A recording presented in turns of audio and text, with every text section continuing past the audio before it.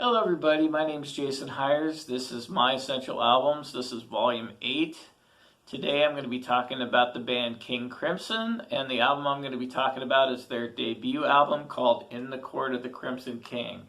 Here's the album cover. This album was released in 1969, and it is King Crimson's very first album.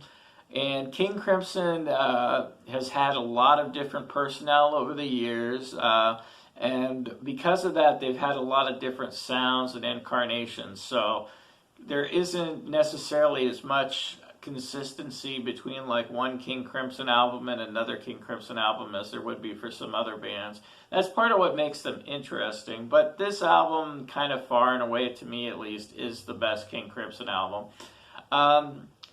The one consistent member of King Crimson throughout its whole incarnation as a band is Robert Fripp. Now, Robert Fripp is a guitar player, and he's a pretty well-known guitar player. Heroes by David Bowie, the lead guitar work on Heroes is Robert Fripp, for instance. And he also plays an instrument called a mellotron. Now, a mellotron, I didn't know what it was myself, but it's kind of like a keyboard, except for what you do is you trigger playback with small strips of tape. And it's kind of an interesting instrument if you get a chance to look at it on YouTube. It's kind of a weird little instrument. But it's definitely kind of its era in the 70s. But he was kind of a master of it. Now, this is their very first album, and it's their best album. And it starts off really right off the bat, and it really identifies itself right away as being a really strong album with the very first song called 21st Century Schizoid Man. Has a really memorable riff. It's a very powerful song. Goes through a lot of really interesting musical movements, and it's very just gripping, and it takes you through a lot of things. There's Moonchild is a really pretty song. It shows up in Buffalo 66, if you've ever seen that movie, with a fairly young Christina Ricci in it. There's another song, the title track, In the Court of the Crimson King, is a really strong song, and it's another really long song. There's only 5 songs on this album, and they're all very long. So, you have to kind of, if you don't like big, long rock songs, this may not be for you. Now, I know a lot of people have a bad thing about progressive rock, but this is about as good as progressive rock gets on this album. So, it has the qualities that you like. It has the interesting instrumentalization, the good playing. It has the nice movement through different sounds, but it still has a sense of composition and a sense of song, and you don't get the sense that it's musicians that are just kind of playing whatever, and they're not really thinking about how the composition of the piece of work works. There's still songs there, there's still structure there, there's still thought about, it's not just I'm showing off how good I am at playing X. Now, you notice I have my guitar over here, which means I'm going to show you a little something, and I'm going to do that right now.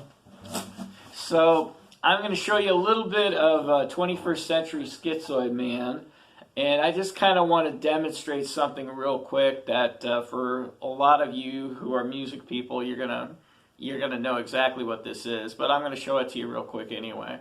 So, I'm going to play you the basic riff of 21st Century Schizoid Man, and then I'll show you what I mean. So the riff goes like this.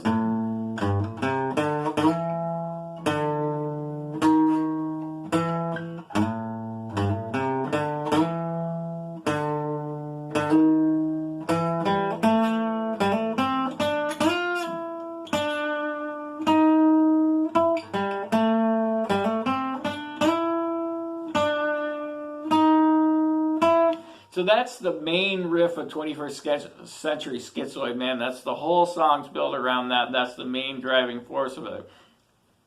The thing I want to point out is that it uses an octave.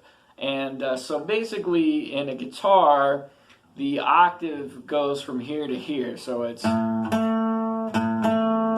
So if you do the major scale on a guitar, it's do, re, mi, fa, sol, la, ti, do. So I start on the do note.